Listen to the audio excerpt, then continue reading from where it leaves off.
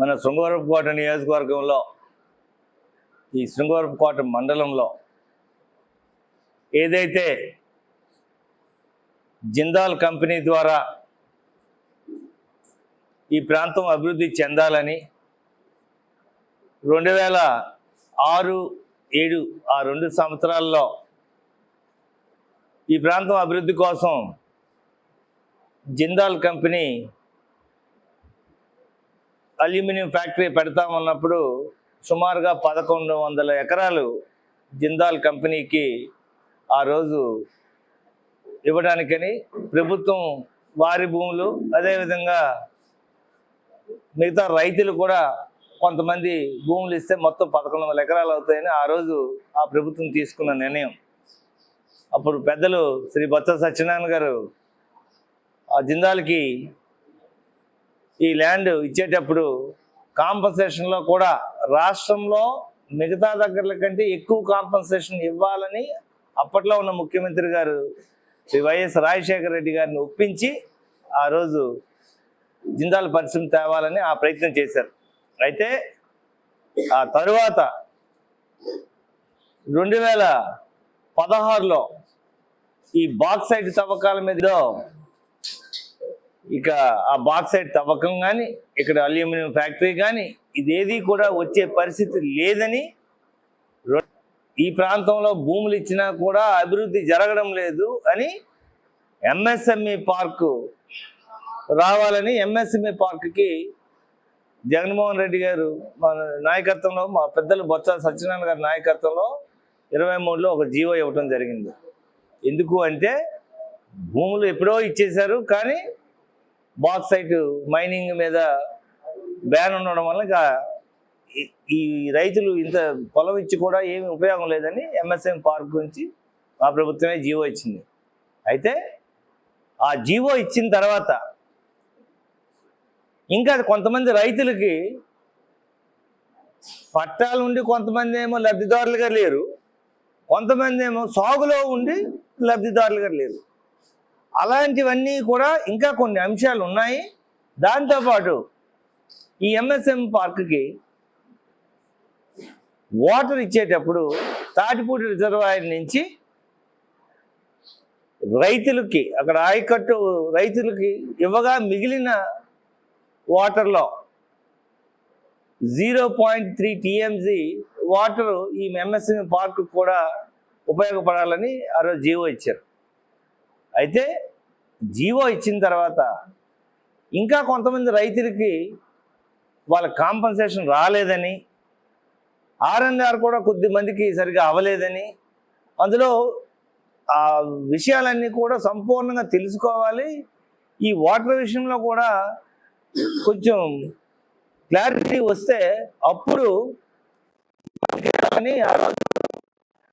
నియోజకవర్గంలో ఎమ్మెల్యేగా ఉన్న నేను, గజపతినగర్ నియోజకవర్గంలో ఎమ్మెల్యేగా ఉన్న బొత్స అప్పలనరసింహ గారు, మేమందరం కూడా మా పెద్దలు శ్రీ బొత్స సత్యనారాయణ గారి దగ్గరికి వెళ్ళాం.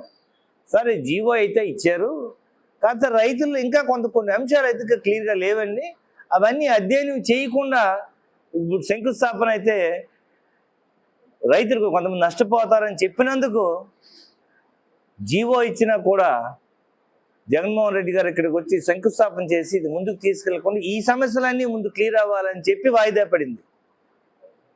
అది అందరూ అర్థం చేసుకోవాలా.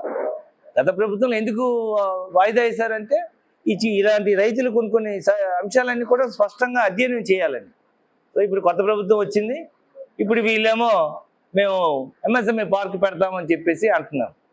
ఆ మరుసటి రోజు ఇప్పుడున్న మంత్రి గారు ఎంఎస్ఎంఈ పోర్ట్ఫోలియో ఉన్న ఆయనేమో ఇక్కడేమి ఎంఎస్ఎంఈ పార్క్ రావడం లేదు అంటున్నారు. ఇంక ఇది కాకుండా ఇంకా ఈ మధ్య DCMS చైర్మన్ ఒక ఆయన ఉన్నారు, ఆయనేమో తీసుకొచ్చి 2 మంది స్టూడెంట్లు తీసుకొచ్చి ఎంఎస్ఎం పార్క్ కావాలని దానికోసం ప్రత్యేకంగా ఏదో చిన్న కార్యక్రమం చేశారట. ఇప్పుడు రైతులంతా వెళ్ళి మాకు కొంతమందికి ఎవరెవరిగా అన్యాయం జరిగింది, వాళ్ళు కొంతమంది ఏదో కొన్ని నిరసన కార్యక్రమాలు చేస్తున్నారు, దానికి సెక్షన్ 30 పెట్టారు.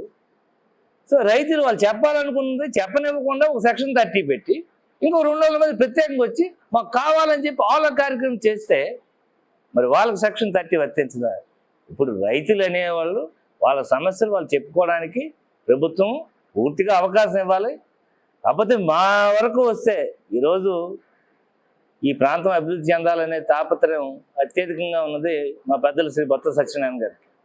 సో ఆయన వీరందరికీ కూడా మనం న్యాయం జరిగిన తర్వాతే ముందుకెళ్ళాలని ప్రత్యేకంగా ముఖ్యంగా జగన్మోహన్ రెడ్డి గారికి 2023లో చెప్పి వాయిదా వేయించారు. మరి వీళ్ళు ఎందుకు ఆ పని చేయలేరు? ఈ రైతులందరూ సరిపించి ఎవరెవరికైతే అన్యాయం జరిగిందో ఈ అంశాలు ఎక్కడెక్కడ స్పష్టత లేదో, ఇప్పుడు చాలామందికి ఏంటంటే తాటిపూడి రిజర్వాయర్ వాటర్ మీద స్పష్టత లేదు. మా జీవోలో ఏమున్నది? రైతులకి సాగునీరు పోగా మిగిలిన దాంట్లో 0.3 TMG MSME పార్కుకి మనం వాడదామని జీవో ఇచ్చారు. కానీ రైతులకి వాళ్ళ సాగునీరు ఆపేసి కాదే. సో అని అయినా కూడా గతంలో మా దగ్గరికి అప్పుడు అప్పుడు మండల పార్టీ అధ్యక్షుడు గుల్ల రవికుమార్ వాళ్ళందరూ కూడా గంట్యాల నుంచి కొంతమంది వచ్చారు. అప్పలనాథ గారి దగ్గరికి గజపతిన ఎమ్మెల్యే కొంతమంది వెళ్ళారు, ఈ నా దగ్గరికి వచ్చారు. సార్ ఇప్పుడు జీవో ఇచ్చారు, అందులో కొంచెం క్లారిటీ ఉండాలి కదా, మాకు కూడా అవగాహన లేదని అంటే ఓకే ఒకసారి ఉండండి అని చెప్పి ఆ రోజు మంత్రి గారి దగ్గరికి బొత్స సత్యనారాయణ గారి దగ్గరికి వెళ్ళాం. సో ఈరోజు ఏదో ఒకటి నోటుకు వచ్చి చెప్పేయడం కాదు, నిర్దిష్టంగా వీళ్ళకి ఏ విధంగా సహాయం చేయాలనేది మా పెద్దలు శ్రీ బొత్స సత్యనారాయణ గారి నాయకత్వంలో ఒక క్లారిటీతో వస్తాము. ఏ రైతుని కూడా పట్టించుకోకుండా ఉండలేదు. ఖచ్చితంగా ఇప్పుడు బొడవారు వెళ్తున్నాం. రేపు ఈ 3-4 గ్రామాల్లో ఎవరెవరికైతే పట్టా ఉండి కాంపన్సేషన్ రాలేదో, లేదు సాగులో ఉండి కాంపన్సేషన్ రాలేదో, ఆ లిస్టులన్నీ కూడా తయారు చేయమని చెప్పాం. వాళ్ళు ఎందుకో కొంచెం బద్దకించారు. ఇప్పుడైతే ఆ ఎక్సర్సైజ్ మీదే ఉన్నాము. తెలుగులో న్యూస్ కి ఫాస్టెస్ట్ యాప్ ఇప్పుడు టోటల్లీ న్యూ అవతార్లో జస్ట్ 5 సెకండ్స్ లో కంప్లీట్ న్యూస్. సోషల్ మీడియాలో ట్రెండ్స్ కి one stop solution. Live TV app voice search option తో ఇప్పుడే డౌన్లోడ్ చేయండి లేదా అప్డేట్ అయిపోండి. యాప్ లింక్ డిస్క్రిప్షన్ లో ఉంది.